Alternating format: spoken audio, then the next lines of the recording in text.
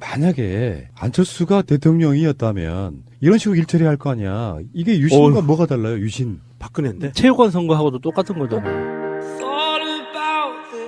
자, 국민의당 이야기를 잠깐 하겠습니다. 참 재밌어요. 국민의당 지금 이 사태는 뭐랄까 상상을 초월하는 아니 미친 거예요. 이야기 좀 꺼내고요.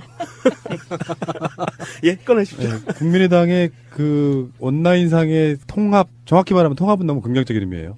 합당 찬성이냐 반대냐 이 투표를 했는데 결론적으로 투표율이 23% 나왔습니다. 어쨌든 33.3% 안 된 거죠. 안 됐는데 한쪽에서는 찬성이 74.6이고 반대가 25.4니까 압도적으로 안철수 대표의 안과 안철수 대표를 재신임했다 이렇게 얘기하고 그거는 안철수의 말이잖아요. 국민의당 당원들의 압도적인 지지로 재신임 통과됐다고. 그래서 통합이 아니라 하여튼 합당을 추진하겠다고 발표했죠. 그런데 전 당원으로 봤을 때는 17.2%밖에 득표하지 못한 거다. 그러니까 당원들이 거기에 대해서 반대를 한 거라 안철수는 재신임 받지 못한 거다, 불신임한 거다 이렇게 이야기하는 보통 거예요. 정상적인 사람이면 당원들이 비토를 놨구나.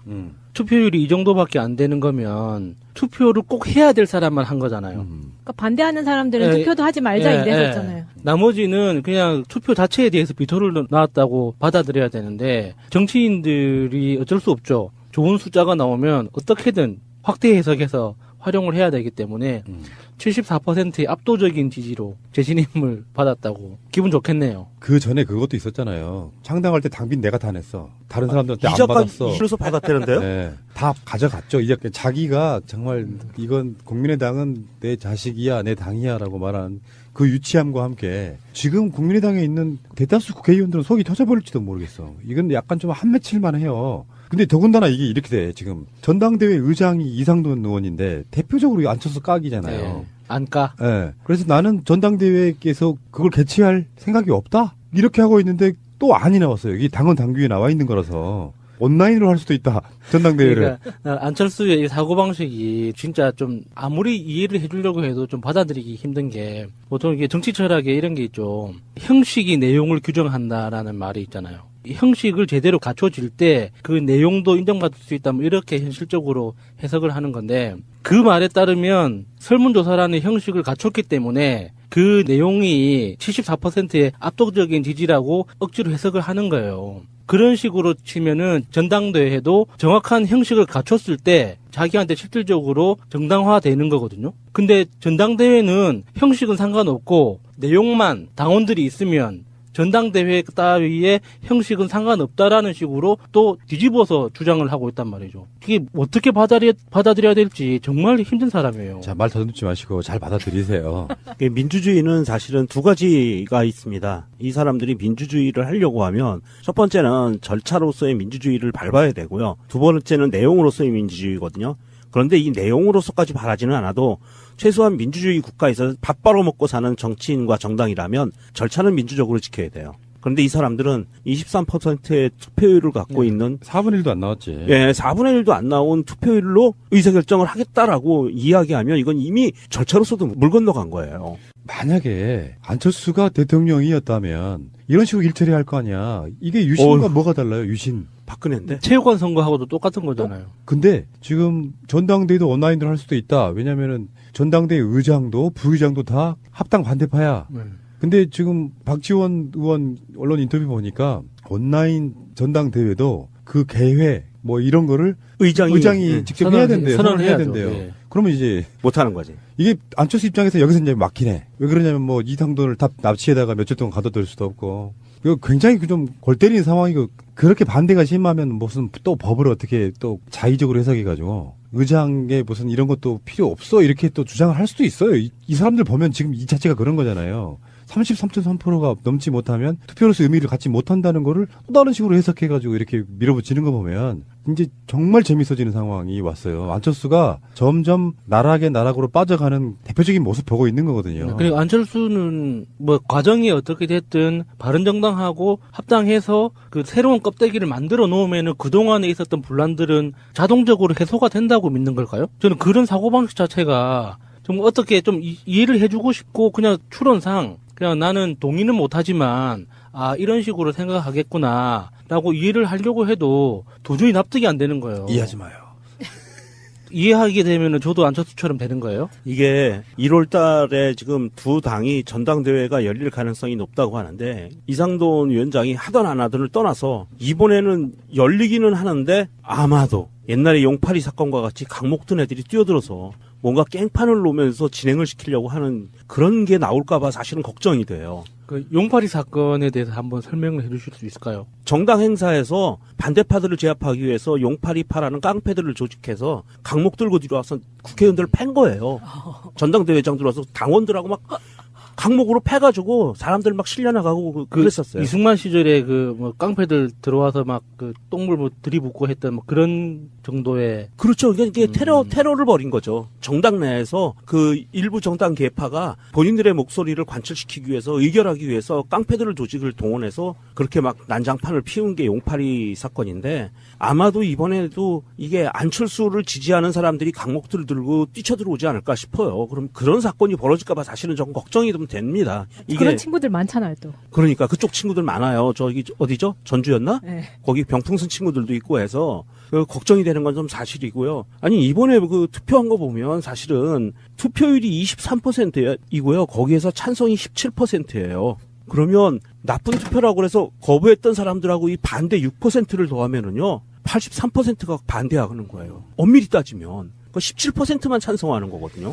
예. 그러니까 안철수는 지금 나락으로 빠져들고 있다는 게 죽소석 해주고 있어요. 예를 들어서 합당을 하게 되면 지지율이 일시적으로 여론조사 올라가는 것도 맞고 아까 우리가 이야기를 했지만 그런데 막상 뭐 서울시장 후보군에 뭐 유승민도 있고 안철수도 있는데 모든 여론조사를 하면 안철수가 더 낮아. 희망 여론 더블 스코어도 있어.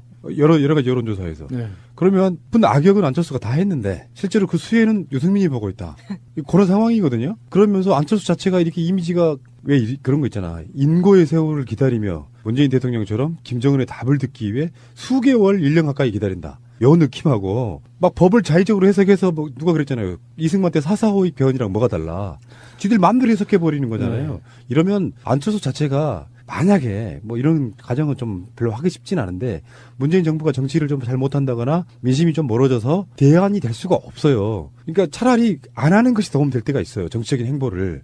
왜 이런 거 있잖아. 별것도 없는 사람들이 정권 중요한 시기에 무슨 대선 출마설 뭐뭐뭐 설이 막 왔다 갔다 할 때 나중에 까봤더니 정말 컨텐츠도 없고 과거가 이상한 사람들이 있지만 조용히 있는 사람들이 있잖아요. 자기 이미지에 가치만 높이 올리고 네, 있는데 네. 안철수는 지금 자기가 악역을 다 맡았어. 근데 결론적으로 나쁜 이미지만 뒤집어 쓰고 있는 상태. 그러니까 만약에 이런 만약 자체가 필요가 없는데 지금 현재 여당 쪽에 대선 주자도 없고 그래서 어떤 대안을 갖고 누군가가 움직이려고 할 때 옮겨갈 수 있는 대상이 안 돼 버리는 거예요. 누가 봐도 그런 거거든요. 그러니까 안철수 자체는 정치적으로 지금 소멸해가는 과정인데 본인만 몰라요. 김미경 여사하고 두 사람만.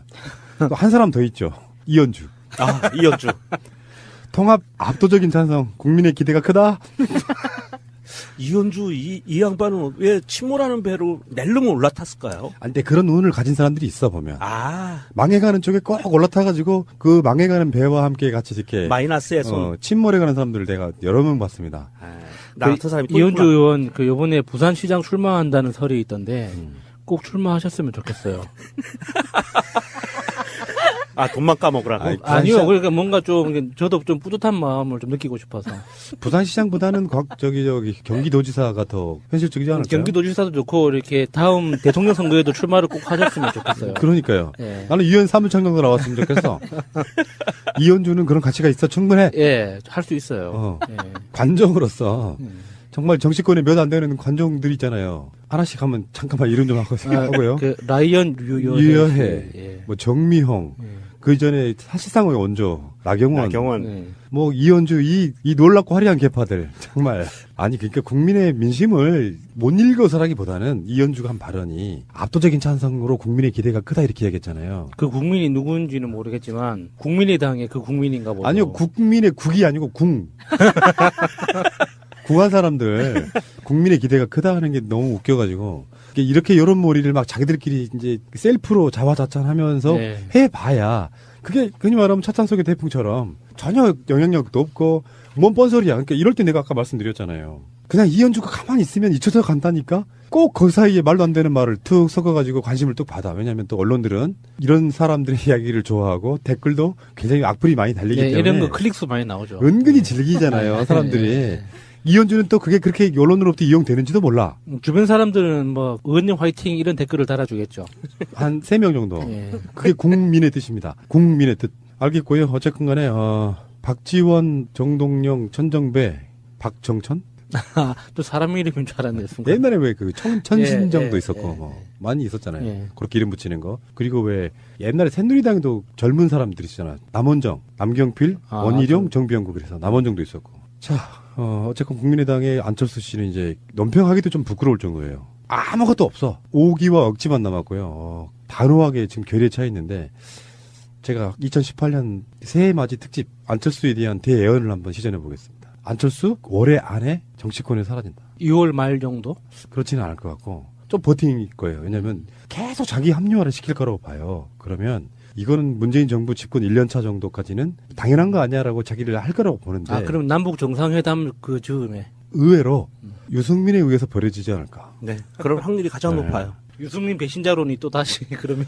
유승민은 지금 뒤에서 웃고 있다니까 안철수 보면서. 그러니까 안철수가 유승민 밑으로 기어들어가던 유승민과 1대1로 합친 후에 지방선거 끝나고 나면 팽당하고 이 친구가 스스로 유승민을 팽했다고 생각을 할 거예요. 그리고 나서 이번에 이제 홍준표하고 붙으려고 그러는데 홍준표가 그냥 당할 사람은 아니죠. 그러니까 이렇게 한번 보자고. 이쪽 민주 세력 쪽에서는 안철수 지지율이 없잖아요. 지금 현재 없어. 그 국회의원님들이 많다는 호남권에서도 안철수 지지율이 그러니까 국민당 지지율 이런 게 5% 정도밖에 안 나와. 네. 그러면 안철수는 보수로 가고 싶어 하지만 실제로 보수에 있는 사람들이 홍준표보다는 유승민을 더 당이 달라서 그렇지 더 자기들의 대안이라고 생각해요. 네. 그러면 당연히 아까 전에도 말씀드렸지만 우리는 안철수가 MB 아바타인지 뭔지 이렇게 의심을 하고 있지만 일반 국민 정서 속에서는 그냥 민주 세력의 일부일 뿐이에요. 누가 봐도. 그 사람들 입장에서는 적자라고 생각하지 않는다고요. 그러면 그쪽으로 넘어갔을 때 지지율을 만약에 지방선거에서 2위 나는 그런 전략으로 가서 보수의 대안이 되겠다고 가지만 실제로는 누가 봐도 그렇잖아요. 말투나 말하는 거. 대선 토론 때 보면 안철수는 정말 첫인 같고 그 유승민은 나름대로 굉장히 세련돼 보이는 측면이 있었잖아요. 그 스마트함이 안철수하고 비교가 되는데 그쪽으로 넘어가면 두 사람의 지지율 차이는 더 빠질 거라고 보거든요. 근데 안철수는 또 그럴 거 아니에요. 바른 국민당 통합하면 이 당도 내가 나왔다고 생각할 거 아니야. 5번째 아들이 되는 건가요? 그러면 거기에 대한 자기 스스로의 아집이랄까요? 내 당이라는 인식 속에 독단적으로 또 운영해. 지금처럼 물론 이제 뭐 중간에 자기 말로는 통합이 되든 안 되든 당대표를 내려놓겠다고 하지만 그렇게 만들어가면 결국엔 유승민이 당대표를 하는 방법도 있을 거 아니에요. 예. 그 방식 속에 의원 숫자는 더 줄어들어 있고 39석이 아니고 뭐 일부는 국민의당 쪽 호남 의원들이 빠져나간다고 보면 당은 더 쪼그라들어 있고 자기는 당대표도 아니고 그 상태에서 유승민이 스포트라이트를 받고 그래서 지방선거 끝나고 나면 가치가 없는 상태로 어쩌면 자기 분에 못 이겨서 정계 은퇴하겠습니다 할지도 몰라요. 저는 그런 가정이 있다고 보고 선거마다 참 놀라운 멘탈로 지금 우리를 놀라게 하시는 안철수 씨인데 사실 좀 안타깝다는 생각도 듭니다. 그냥 V3나 계속 개발하시지. 콘서트라도 그냥 계속 했으면. 국민의당이 요즘에 보면은 정말 코미디도 이런 코미디가 없는데 어떻게 보고 계십니까? 즐겁게 보고 계시죠? 뭐 저는 그런 일이 있으면은 예전 일이 먼저 떠올라가지고 안 좋았던 기억. 예. 걔네들은 원래 그래. 이런 거 같이 살아봤잖아. 그 안철수 의원이 같은 당원이었던 그 시절 말씀하시는 거예요? 등병원? 뭐 새정치민주연합의 그 암흑기였던 시절 말씀하시는 거죠? 새정치연합을 만드신 분이니까 네. 그 같은 당원으로 저하고 수평적 비교를 하시는 거는 그때 당 대표셨고 김한길 대표하고 이제 합치면서 새정치민주연합이 만들어졌죠. 제가 어디 가서 그 얘기해요. 우리 민주당의 역사 속에 반면교사해야 될 가장 상징적인 것은 당대표 지낸 분들이 6분이 탈당해서 밖에 계시다는 거예요. 그러네요. 그게 가능했던 정당이라는데 이제 불가능하지 않습니까? 인재풀이 대단한 거예요. 그런 거 보면. 당이 그렇게 해서 또 하나 있어요. 재밌는 건데 우리 당은 그야말로 임자 없고 주인 없고 싸워야 공천받고 또 엎어치기도 가능하다는 오래된 관성들이 작동했던 당이기 때문에 당대표 지낸 분들이 2번 지낸 분들도 있고, 뭐, 그거 나쁘다고 하기는 어렵지만, 근데 역대 당대표 지낸 분 중에 김한길 대표 빼고는 다 대선 예비 후보였어요. 그러니까 이건 뭐 분담도 안 되고, 당대표가 어디로 가기 위한 지렛대 정도로만 사용됐으니까, 당이 사당화되고 개인적 정치 진로를 모색하는데 공적인 도구들이 사용된 이제 증거고요. 반면에 새누리당은 이제 이익 공동체니까 나름의 역할 분담이 돼요.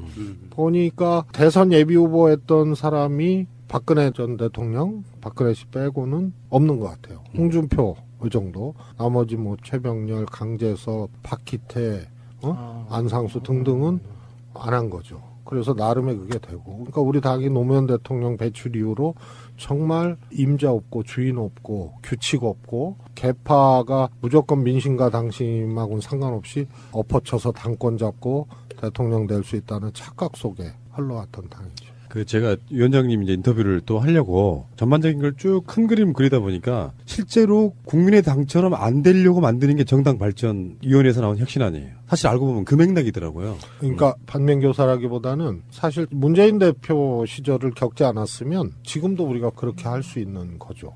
그 대신 과거하고 달라진 게 지금 우리가 그걸 안 하잖아요. 그건 뭐 당원들 160만 당원들 덕분이죠. 일단 구조적으로 160만 네, 감동적입니다. 165만이 예. 넘었대요. 이게 당원들 덕분이라서 구조적으로 이제 불가능해요.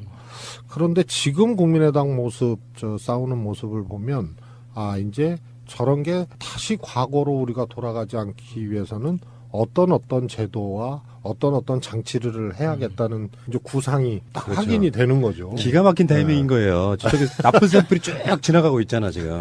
저렇게 하면 안 돼? 하고 이제 반면교사하는. 예를 들어서요. 지금 뭐 저 합당 문제를 전당원 투표로 하는 게 위법하다 아니다 논쟁 있잖아요. 또 전당원 투표하더라도 3분의 1 넘어야 된다. 아니다. 괜찮다. 뭐 솔직히 룰이 없는 거예요. 그렇죠. 그래서 예. 이번 혁신안을 만약에 우리가 국민의당과 같은 사태가 오지도 않겠지만 온다고 했을 때 그것을 규정하는 규칙들이 있는 겁니다. 네. 그래서 전당원이 결정해야 될 거를 딱 특정을 해놨기 때문에 저기처럼 뭐 그냥 제도가 미비해가지고 아전인수격 해석해서 싸우고 상처가 깊어지고 이런 것들이 이제 필요 없는 거죠. 그래서 이 혁신안에 대한 뭐라 그럴까요? 시뮬레이션이 지금 현실에서 벌어지고 있는. 예. 덕분에 좀 잘 되고 있는. 하늘이 돋고 있는 거예요. 냈었잖아요. 나머지는 그냥 투표 자체에 대해서 비토를 나왔다고 받아들여야 되는데 정치인들이 어쩔 수 없죠. 좋은 숫자가 나오면 어떻게든 확대 해석해서 활용을 해야 되기 때문에 74%의 압도적인 지지로 재신임을 받았다고 기분 좋겠네요. 그 전에 그것도 있었잖아요. 창당할 때 당빈 내가 다 냈어. 다른 사람들한테 안 이자까지 받았어. 이로서 받았다는데요? 네, 다 가져갔죠. 이제 자기가 정말 이건 국민의당은 내 자식이야, 내 당이야라고 말한 그 유치함과 함께 지금 국민의당에 있는 대다수 국회의원들은 속이 터져버릴지도 모르겠어. 이건 약간 좀 한맺힐만 해요. 근데 더군다나 이게 이렇게 돼. 지금 전당대회 의장이 이상돈 의원인데 대표적으로 앉혀서 까기잖아요. 네. 안 까. 네. 그래서 나는 전당대회에서 그걸 개최할 생각이 없다? 이렇게 하고 있는데 또 안이 나왔어요. 이게 당헌 당규에 나와 있는 거라서. 온라인으로 할 수도 있다. 전당대회를. 그러니까 안철수의 이 사고방식이 진짜 좀 아무리 이해를 해주려고 해도 좀 받아들이기 힘든 게 보통 이게 정치 철학에 이런 게 있죠.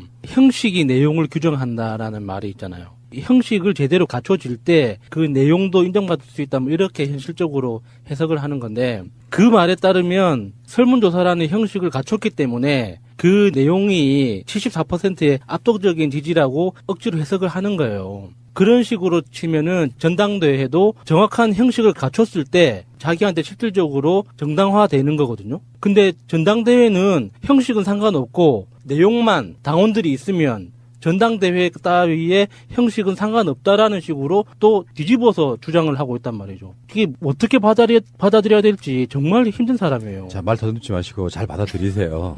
민주주의는 사실은 2가지가 있습니다. 이 사람들이 민주주의를 하려고 하면 첫 번째는 절차로서의 민주주의를 밟아야 되고요. 두 번째는 내용으로서의 민주주의거든요. 그런데 이 내용으로서까지 바라지는 않아도 최소한 민주주의 국가에서 밥 벌어먹고 사는 정치인과 정당이라면 절차는 민주적으로 지켜야 돼요. 그런데 이 사람들은 23%의 투표율을 갖고 있는 4분의 1도 안 나왔지. 예, 4분의 1도 안 나온 투표율로 의사결정을 하겠다라고 이야기하면 이건 이미 절차로서도 물 건너간 거예요. 만약에 안철수가 대통령이었다면 이런 식으로 일처리 할 거 아니야. 이게 유신과 뭐가 달라요? 유신. 박근혜인데. 체육관 선거하고도 똑같은 거잖아요. 근데 지금 전당대회도 온라인으로 할 수도 있다. 왜냐면은 전당대회 의장도 부의장도 다 합당 반대파야. 근데 지금 박지원 의원 언론 인터뷰 보니까 온라인 전당대회도 그 개회 뭐 이런 거를 의장이 직접 해야 된대요. 선언을 해야 된대요. 예. 그러면 이제 못하는 거지. 이게 안철수 입장에서 여기서 이제 막히네. 왜 그러냐면 뭐 이상돈을 다 납치에다가 며칠 동안 가둬둘 수도 없고. 이거 굉장히 좀 골 때리는 상황이고 그렇게 반대가 심하면 무슨 또 법을 어떻게 또 자의적으로 해석해가지고 의장의 무슨 이런 것도 필요 없어 이렇게 또 주장을 할 수도 있어요. 이 사람들 보면 지금 이 자체가 그런 거잖아요. 33.3%가 넘지 못하면 투표로서 의미를 갖지 못한다는 거를 또 다른 식으로 해석해가지고 이렇게 밀어붙이는 거 보면 이제 정말 재밌어지는 상황이 왔어요. 안철수가 점점 나락으로 빠져가는 대표적인 모습 보고 있는 거거든요. 그리고 안철수는 뭐 과정이 어떻게 됐든 바른정당하고 합당해서 그 새로운 껍데기를 만들어 놓으면은 그동안에 있었던 분란들은 자동적으로 해소가 된다고 믿는 걸까요? 저는 그런 사고방식 자체가 좀 어떻게 좀 이해를 해주고 싶고 그냥 추론상 그냥 나는 동의는 못하지만 이런 식으로 생각하겠구나 라고 이해를 하려고 해도 도저히 납득이 안 되는 거예요. 이해하지 마요. 이해하게 되면은 저도 안철수처럼 되는 거예요? 이게 1월 달에 지금 두 당이 전당대회가 열릴 가능성이 높다고 하는데 이상돈 위원장이 하던 안 하던을 떠나서 이번에는 열리기는 하는데 아마도 옛날에 용팔이 사건과 같이 강목든 애들이 뛰어들어서 뭔가 깽판을 놓으면서 진행을 시키려고 하는 그런 게 나올까봐 사실 만약에 안철수가 대통령이었다면 이런 식으로 일처리 할 거 아니야. 이게 유신과 뭐가 달라요? 유신. 박근혜인데. 체육관 선거하고도 똑같은 거잖아요. 자, 국민의당 이야기를 잠깐 하겠습니다. 참 재밌어요. 국민의당 지금 이 사태는 뭐랄까 상상을 초월하는 아니 미친 거예요. 이야기 좀 꺼내고요. 예, 꺼내십시오. 네, 국민의당의 그 온라인상의 통합, 정확히 말하면 통합은 너무 긍정적인 의미예요. 합당 찬성이냐 반대냐 이 투표를 했는데 결론적으로 투표율이 23% 나왔습니다. 어쨌든 33.3%안 된 거죠. 안 됐는데 한쪽에서는 찬성이 74.6이고 반대가 25.4니까 압도적으로 안철수 대표의 안과 안철수 대표를 재신임했다 이렇게 얘기하고 그거는 안철수의 말이잖아요. 국민의당 당원들의 압도적인 지지로 재신임 통과됐다고. 그래서 통합이 아니라 하여튼 합당을 추진하겠다고 발표했죠. 그런데 전 당원으로 봤을 때는 17.2%밖에 득표하지 못한 거다. 그러니까 당원들이 거기에 대해서 반대를 한 거라 안철수는 재신임 받지 못한 거다, 불신임한 거다 이렇게 이야기하는 보통 거예요. 정상적인 사람이면 당원들이 비토를 놨구나. 투표율이 이 정도밖에 안 되는 거면 투표를 꼭 해야 될 사람만 한 거잖아요. 그러니까 반대하는 사람들은 네. 투표도 하지 말자. 저는 걱정이 돼요. 그 용팔이 사건에 대해서 한번 설명을 해주실 수 있을까요? 정당 행사에서 반대파들을 제압하기 위해서 용팔이파라는 깡패들을 조직해서 강목 들고 들어와서 국회의원들을 팬 거예요.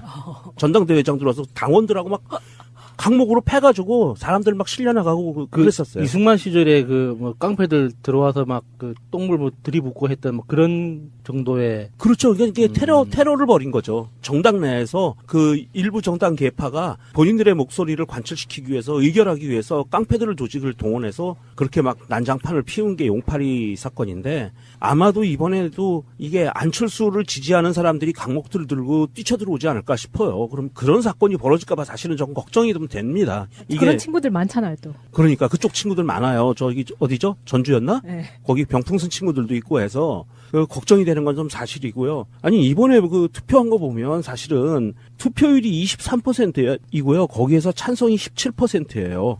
그러면 나쁜 투표라고 해서 거부했던 사람들하고 이 반대 6%를 더하면은요. 83%가 반대하는 거예요. 엄밀히 따지면. 그 17%만 찬성하는 거거든요. 예, 그러니까 안철수는 지금 나락으로 빠져들고 있다는 게 죽소석 해주고 있어요. 예를 들어서 합당을 하게 되면